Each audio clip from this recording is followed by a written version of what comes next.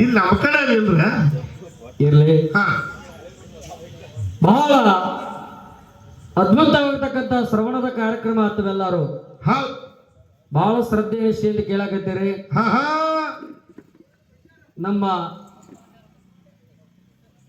ಇವೆಲ್ಲ ಹುಡುಗರು ಡೊಳ್ಳಿನ ಸಂಘದ ಹುಡುಗರು ಹೇಳಿದ್ರೆ ಯಾನಂತ ಕೇಳಿದ್ರೆ ನಾವು 3 ಗಂಟೆ ಕಾರ್ಯಕ್ರಮ ಚಾಲು ಮಾಡಿ ಹೌದ್ 10 ಗಂಟೆಗೆ ಬಂದ್ ಮಾಡ್ತೀವಿ. ಯಾಕಂದ್ರೆ ನಮ್ಮ ಊರಾಗ ಹಾಡಿಗೆ ಕೀಳು ಮಂದಿ ಹಾ ಬಹಳ ಕಡಿಮೆ ಅದಾರಿ ಅಂತ ಹೇಳಿ ಅವ್ರು ಅಂದಿದ್ರೆ. ಹೌದ್ರಿಪ್ಪ ಎಲ್ಲ ಊಟ ಆದ್ರೆ ಮನಿಗೆ ಹೋಗ್ತಾರ ಅಂತ ಹೇಳಿದ್ರು. ಊಟ ಆದ ತಕ್ಷಣ ಎಲ್ಲಾರು ಮನೆಗೆ ಹೋಗ್ತಾರಂತ ಅವ್ರು ಹೇಳಿದ್ರು, ಅಂದಂಗೆ ಮಾಡಿದ್ರು ಅವ್ರು. ಹಾ ನಾ ಅಂದ ಇಲ್ಲಿ ಬರುದ ಡೊಳ್ಳಿನ ಹಾಡಿಕೆ ಕೇಳಕ್ ಬಂದೈತಿ ತಿಳ್ಕೊಂಡಿದ್ದಾನ 8 ಮಂದಿನ. ಎಲ್ರಿ ಸರ ಎದಕ್ ಬಂದಾರ? ಎಲ್ಲ ಪೆಟ್ರೋಬಾ ಇರ್ಲಿ. ಎಲ್ಲಾ ಊರೊಳಗ ಇದು ಇದ್ದಿದ್ದ. ಯಾಕಂದ್ರೆ ಇತ್ತಿತ್ತಲ ಎಲ್ಲ ಸೋಷಿಯಲ್ ಮೀಡಿಯಾ ಬಂದು ಮೊಬೈಲ್ಗಳು ಬಂದು ಎಲ್ಲ ಏನಾಗಿದ್ರು ಇವು ಕಾರ್ಯಕ್ರಮ ಎಂತ ಒಂದು ಪುರಾಣ ಪ್ರವಚನ ಕಾರ್ಯಕ್ರಮಗಳು ಎಲ್ಲ ಏನಾಗಿ ಅಂತ ಕೇಳಿದ್ರ ಇವಕ್ಕೆ ಸ್ವಲ್ಪ ಒತ್ತು ಕಡಿಮೆ ಆಗ್ಯದ, ಒತ್ತುಗಳು ಕಡಿಮೆ ಆಗ್ಯದ. ಹೌದ್ರಿ ಓನಿಗೊಂದು ತಾರಿಗೊಂದು ದಾಬಾ ಕಿಶಿಂದ ಮನಿ ಉಡ್ಸಿವಿ ಅಥವಾ ಹಂಗಾಗೈತ್ರಿ. ಹಂಗಾಗೈತಿ. ಹೌದು ಸರ್. ಅದಕ್ಕಾಗಿ 2 ವಿಷಯಗಳಿರ್ತಾರ, ಬಹಳ ಮಾತಾಡೋದಿಲ್ಲ, ಸಮಯದ ಅಭಾವ ಐತಿ. ಯಾಕಂದ್ರ ಎಷ್ಟು ಮಂದಿ ಕೂತೀರಿ ಅಂದ್ರೆ ನೀವು ಯಾಕೆ ಕೂತೀರಿ ಅಂತ ನನಗೆ ಗೊತ್ತಾಗಂಗಿಲ್ಲ ಐತಿ. ಇನ್ನೇನು ಕಾರ್ಯಕ್ರಮ ಕೊನೆ ಹಂತಕ್ಕೆ ಬಂದೈತಿ. 2 ಮಾತುಗಳನ್ನು ಮಾತಾಡಿ ನಮ್ಮ ಕಬ್ಬೂರ್ ಕಲಾ ಸಂಘಕ್ಕೆ ಚಾನ್ಸ್ ಕೊಡ್ತಾರೆ. ಯಾಕಂದ್ರೆ ನಿಮ್ಗೆ ಗೊತ್ತದ, ನೀವು ಎಲ್ಲ ಹುಡುಗರು ದಿನ ಕಬ್ಬನ ನೀರು ಉಣಿಸೋರು ಎಲ್ಲ ವ್ಯವಸ್ಥಿತವಾಗಿ ಅವ್ರ ಕಾಯಕ ನೋಡಿದ್ರೆ ನಾವ್ ಯಾರು ಹಾಡಿಕೆ ಮಾಡಲ್ಲ. ನಮ್ಮ ಭಾಗದಾಗ ನಾವೆಲ್ಲ ರೇಖಾಮಿ ಇರ್ತೇವಿ. ಹೌದು, ಖುಲ್ಲ ಇರ್ತೈತ್ರಿ. ಈ ಭಾಗದಾಗ ಸತ್ಯನಂದ್ರ ಸಡುಗರಂಗಲ್ಲ ಅಂತದ್ರೊಳಗೆ ಇಂಥ ಒಂದು ಸತ್ಸಂಗ ಕಟ್ಟ್ಯಾರ ಅಂದ್ರ ಇದು ಅವ್ರ ನೀವು ಅವ್ರು ಮಾಡ್ತಕ್ಕಂಥ ಒಂದು ಸತ್ಸಂಗದ ಸೇವತ್ ನಾವೆಲ್ಲ ಮೆಚ್ಚುಕೊಳ್ಳೇಬೇಕು.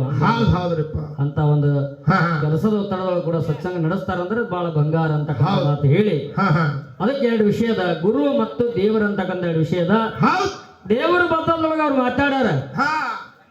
ಇಳ ನಿಮ್ಮ ದಾನ, ಬೆಳೆ ನಿಮ್ಮ ದಾನ, ಸುಳಿವು ಬೀಸುವ ಗಾಳಿ ನಿಮ್ಮ ದಾನ, ಎತ್ತು ನಿಮ್ಮ ದಾನ, ಬಿತ್ತು ನಿಮ್ಮ ದಾನ, ಸುತ್ತಿ ಹರಿಯುವ ಸಾಗರವೆಲ್ಲ ನಿಮ್ಮ ದಾನ.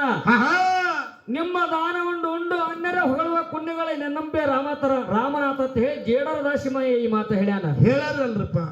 ಅವ್ರು ಹೇಳಿದ್ರು ಇಡೀ ಜಗತ್ತು ಎಲ್ಲಾ ದೇವರದೈತಿ, ನಿಮ್ಮ ಗುರು ಸಹಿತ ಈ ಎಲ್ಲಾರು ದೇವ್ರ ಕೈಯಾಗೆ ಹುಟ್ಟ್ಯಾರ ಅಂತಕ್ಕಂಥ ಮಾತು ಹೇಳಿದ್ರು. ಅವ್ರು ಹೇಳ್ತಕ್ಕಂಥ ಮಾತು ಒಂದು ವಚನದೊಳಗೆ ಶರಣರ ಪ್ರಮಾಣ ಕೊಟ್ಟು ಹೇಳಿದ್ದಾರೆ. ಅದಕ್ಕೆ ಅಲ್ಲಗಳಿಲಕ್ಕೆ ಬರಂಗಿಲ್ಲ, ಅದಕ್ಕೆ ನಾವು ಬಿಡಿಸಿ ಮಾತಾಡ್ಬೇಕಾಗ್ತದೆ. ಈಗ ದೇವ್ರಂತಕ್ಕಂಥವ್ ಹೆಂಗದಾನ ಅಂತ ಕೇಳಿದ್ರ ಇಷ್ಟೆಲ್ಲ ನಿರ್ಮಾಣ ಮಾಡ್ಯಾನ ಪರಮಾತ್ಮ.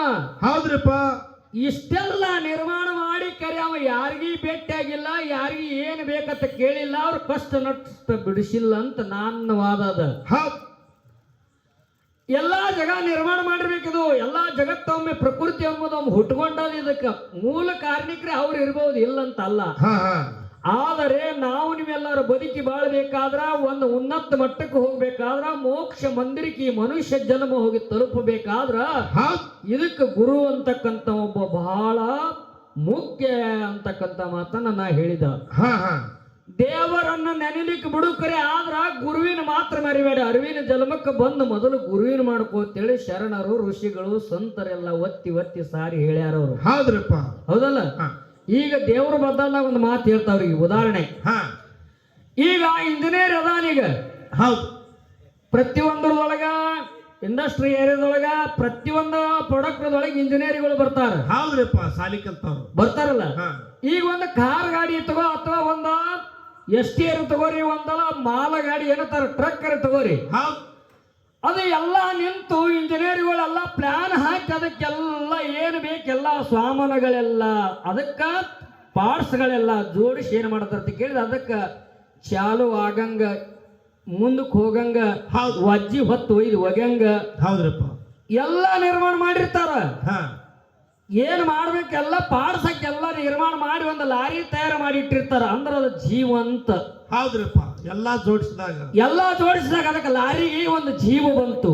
ಹೌದ್ರಿ.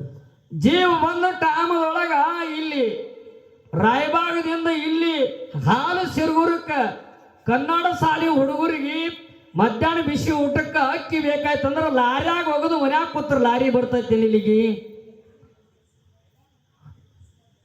ಲಾರಿಗೆಲ್ಲ ಇಂಜನ್ ಅದ, ಲಾರಿ ಚಾಲು ಅದ, ಏನ್ ಬೇಕು ಎಲ್ಲ ಅದ. ಕರೆ ಅದ್ರಾಗ ಎಷ್ಟು ಮಾಲ್ ಹೇರ್ಬೇಕೆಲ್ಲ ಹೇರಿ ಅಂದ್ರಸ್ಯಾರ, ಗಾಡಿನೂ ಚಾಲು ಅದ.